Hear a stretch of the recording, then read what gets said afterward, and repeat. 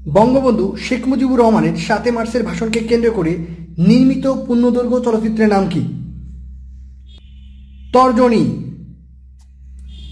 কে প্রথম বাংলাদেশের জাতীয় পতাকা উত্তোলন করেছিলেন? বাংলাদেশের জাতীয় পতাকা প্রথম উত্তোলন করেছিলেন তৎকালীন ডাকসুর VP ASM Abdur Rab. Who is the first martyr in our liberation war? অর্থাৎ আমাদের মহান মুক্তিযুদ্ধের প্রথম শহীদ কে? অ্যান্সার দেবে শঙ্কু সমজদার।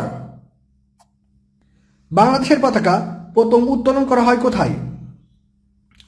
বাংলাদেশের পতাকা প্রথম উত্তোলন করা হয় ঢাকা বিশ্ববিদ্যালয়ের কলা ভবনের এক ছাত্র জনসভায়। বাংলাদেশের স্বাধীনতার ইশতেহার কবে কোথায় পাঠ করা হয়েছিল? স্বাধীনতার ইশতেহার পাঠ করা হয়েছিল পল্টন ময়দানে ৩রা মার্চ ১৯৭১ সালে। কবে শেখ মুজিবুর রহমানকে জাতির জনক ঘোষণা করা হয়েছিল? জাতির জনক হিসেবে ঘোষণা করা হয়েছিল ৩রা মার্চ ১৯৭১ সালে। ১৯৭১ সালের ৭ই মার্চ বঙ্গবন্ধু তার ঐতিহাসিক ভাষণটি দেন কোথায়? ৭ই মার্চের ভাষণটি দেন সোহরাওয়ার্দী উদ্যানে। বঙ্গবন্ধু শেখ মুজিবুর রহমান ঘরে ঘরে দুর্গ গড়ে তোলার ডাক দেন কত তারিখে? ৭ই মার্চ ১৯৭১ সালে। বঙ্গবন্ধুর ঐতিহাসিক উক্তির শূন্যস্থানটি পূরণ করুন। রক্ত যখন দিয়েছি রক্ত আরও দেব, তবুও এদেশের মানুষকে ড্যাশ করব। অ্যান্সার হবে মুক্ত করব ইনশাল্লাহ। ৭ই মার্চ রেসকোর্স ময়দানে বঙ্গবন্ধু শেখ মুজিবুর রহমানের বিখ্যাত ভাষণের মূল বক্তব্য কী ছিল? মূল বক্তব্য ছিল স্বাধীনতা সংগ্রাম তথা মুক্তি সংগ্রামের ঘোষণা। ৭ই মার্চের ভাষণে বঙ্গবন্ধু শেখ মুজিবুর রহমান কয় দফা দাবি পেশ করে? অর্থাৎ কয়টি দফা ছিল? অ্যান্সার হবে ৪টি দফা ছিল। বঙ্গবন্ধুর ৭ই মার্চের ভাষণের উপর ভিত্তি করে নির্মিত চলচ্চিত্রের নাম কি? চলচ্চিত্রের নাম দ্য স্পিচ। বঙ্গবন্ধু শেখ মুজিবুর রহমানের ৭ই মার্চের ভাষণকে memory of the world international রেজিস্টারে স্বীকৃতি দেয় কোন সংগঠন? স্বীকৃতি দেয় ইউনেস্কো। বঙ্গবন্ধুর ঐতিহাসিক ৭ই মার্চের ভাষণ কোন তারিখে ইউনেস্কোর memory of the world international রেজিস্টারে অন্তর্ভুক্ত করা হয়? অন্তর্ভুক্ত করা হয় ৩০শে অক্টোবর ২০০৭ সালে। মুক্তিযুদ্ধে প্রথম সশস্ত্র প্রতিরোধ গড়ে তোলেন কারা? প্রথম সশস্ত্র প্রতিরোধ গড়ে তোলেন ইস্ট বেঙ্গল রেজিমেন্ট। ১৯৭১ সালের ২৫শে মার্চ কী বার ছিল?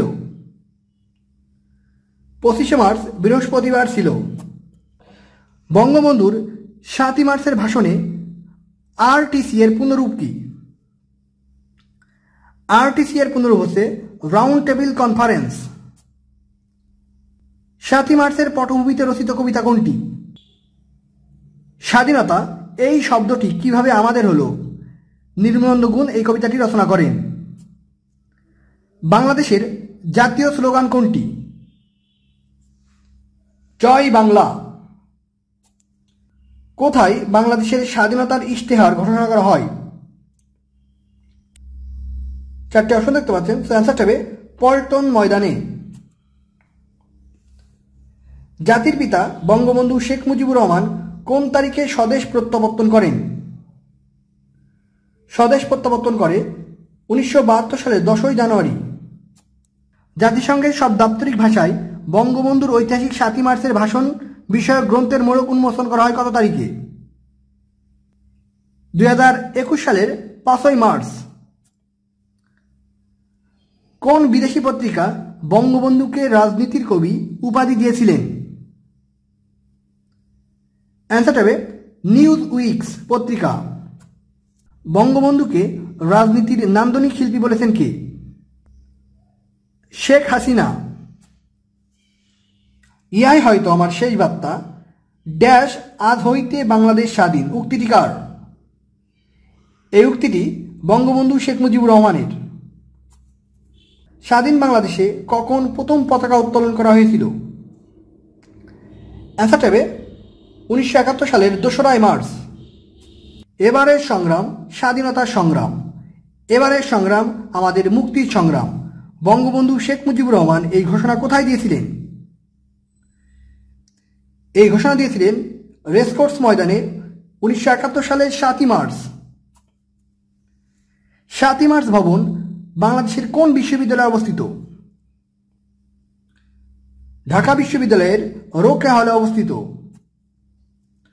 কোন জেলে বঙ্গবন্ধুর বিচার কার্য সম্পূর্ণ করে মৃত্যুদণ্ডের রায় দেওয়া হয়েছিল?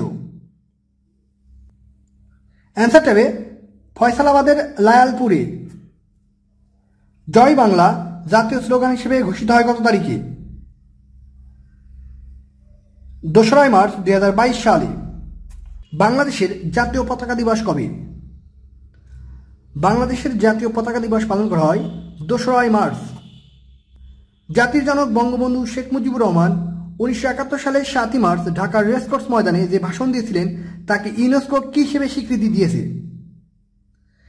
ইউনেস্কো স্বীকৃতি দিয়েছে ওয়ার্ল্ড ডকুমেন্টারি হেরিটেজ হিসেবে। হানাদার পাকিস্তানি সৈন্যরা কবে কখন বঙ্গবন্ধুর ধানমন্ডির বাড়ি আক্রমণ করে? 1971 সালে 25শে মার্চ রাতে। তো এই ছিল আজকের মতো। সকলেই ভালো থাকবেন আর অবশ্যই আমাদের চ্যানেলটি সাবস্ক্রাইব করে আমাদের সাথে থাকবেন। সবাই ভালো থাকবেন, ধন্যবাদ। আসসালামু আলাইকুম।